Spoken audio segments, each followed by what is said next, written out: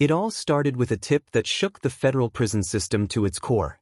Inmates inside the maximum security prison in Texas weren't just serving time, they were running an empire. Millions of dollars flowed behind the concrete walls, hidden in plain sight, and the guards had no idea. John Miller, a former stockbroker turned inmate, had built a business inside the prison that no one could touch. Using smuggled phones, secret codes, and an intricate network of fellow prisoners, John controlled an underground market that made the outside world's black market look tiny. He could wire money, buy rare items, and even manipulate trades in the outside world, all without leaving his cell. But the most shocking part? One night, during a routine cell check, a guard found a ledger detailing every single transaction, totaling over $2 million. The ledger was hidden under a loose floor tile, neatly written, and fully organized. How could one prisoner, locked in a 6-by-8-foot cell, manage millions of dollars? And more importantly, how did he keep the authorities from noticing for so long? That question would soon ignite a prison investigation like no other. Weeks earlier, John had arrived at the prison quietly.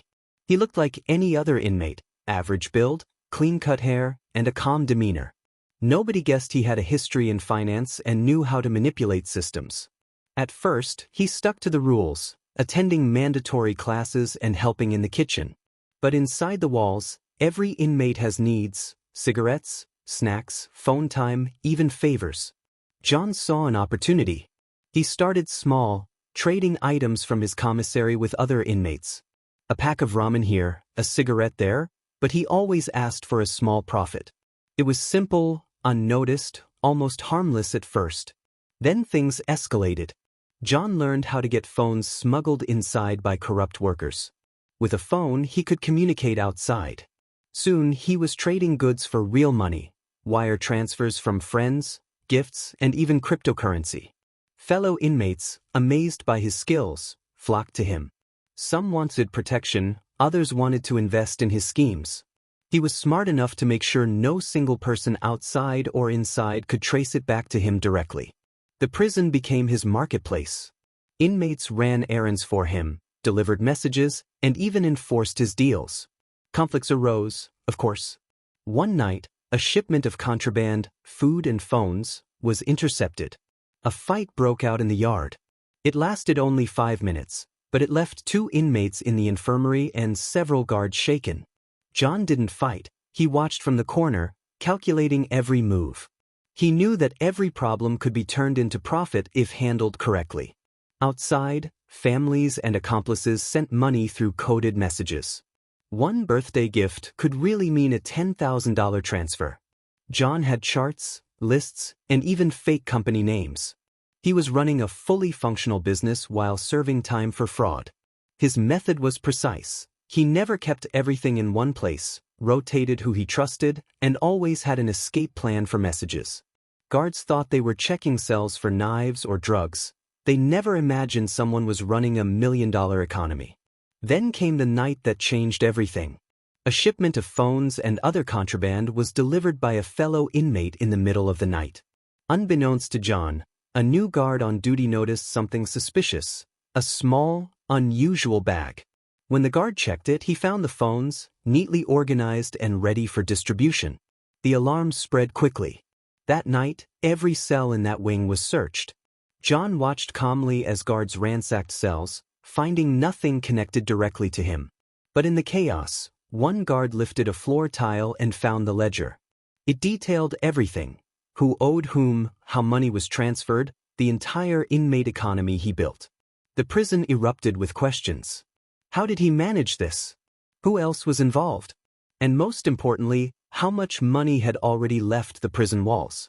As the lead investigator flipped through the ledger, eyes widening at the sheer scale of the operation, John knew this moment would define the rest of his life inside. Every detail he wrote, every transaction he planned, was about to be exposed. But what no one realized yet was that John had one final move, one that could shock even the most seasoned prison investigators. And that's when it happened: a knock at the cell door that no inmate wanted to hear. The knock on John's cell door echoed through the cold concrete hall. His heart didn't race. He had anticipated this. Federal investigator, the guard said, his voice tense. John nodded slightly, pretending to be just another nervous inmate. He knew the ledger was the key to everything, but also his biggest risk. Inside the room, the lead investigator, a sharp-eyed man named Agent Harris, sat down with the ledger open. "Mr. Miller," he said calmly, "do you know what we found under your floor tile?" John looked at him slowly, shrugging. "Can't say I do." But Harris wasn't buying it. The ledger was organized, detailed, and almost impossible to fake. Every transaction, every inmate involved. It was all there. John realized that one wrong word could ruin him and the network he had built. So he played his part, downplaying everything as minor trades between bored inmates. Harris leaned in, flipping through pages faster, pausing occasionally to jot notes. This isn't just trading ramen or cigarettes," Harris muttered. "This is a full-blown economy." Meanwhile, whispers spread through the prison. Fellow inmates eyed John differently now, half in awe, half in fear. Some hoped he could protect them if Harris investigated further. Others worried that the whole operation would collapse, dragging everyone down. John remained calm, carefully observing reactions. He had built loyalty with a mix of favors, intimidation, and opportunity. It was a delicate balance, but he knew it could save him. In the following days, investigators interrogated dozens of inmates, trying to map the entire network. Some cracked under pressure, revealing small details.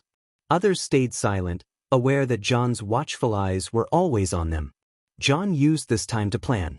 He had always imagined an escape, not from prison walls, but from the law. He had contingency plans for every ledger page, every phone, every coded message. But just when he thought he could maneuver quietly, a new problem arose. One of his key contacts, a fellow inmate named Marcus, had made a mistake. Marcus had been careless, leaving a phone on the prison yard bench. A guard found it, and inside was evidence that linked directly to John. The network could unravel in minutes. Tension spread like wildfire through the block. Inmates whispered in corners, guards watched everyone suspiciously, and John realized he had to act fast. That night, John made a bold move. Using his remaining contacts, he arranged a fake transaction to mislead investigators. It was risky. If it failed, he could be locked in solitary for years. But his gamble paid off temporarily. Harris and his team were diverted to chase a false lead, giving John some breathing room. Still, the ledger and the phones were gone, confiscated and secured as evidence. John knew this was only the beginning. Weeks passed. John's empire had been exposed, but he had survived. He learned to navigate a new reality, fewer privileges, more scrutiny, and constant surveillance. Yet even behind the bars, his reputation grew. Inmates respected him for what he had built, even if it was dismantled.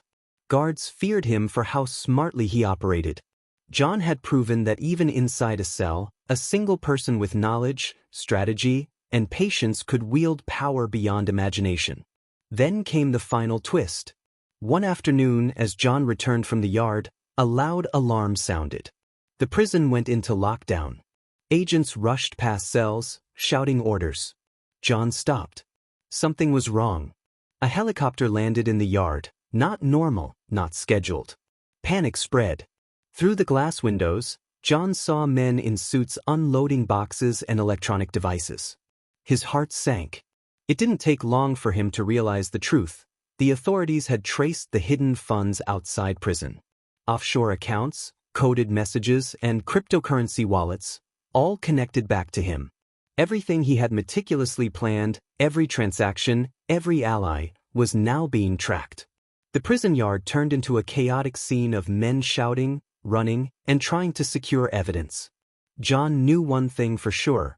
His inmate economy had just been crushed in the most dramatic way possible. As the helicopter lifted off with confiscated evidence, John stood in his cell, staring at the sky through the tiny window.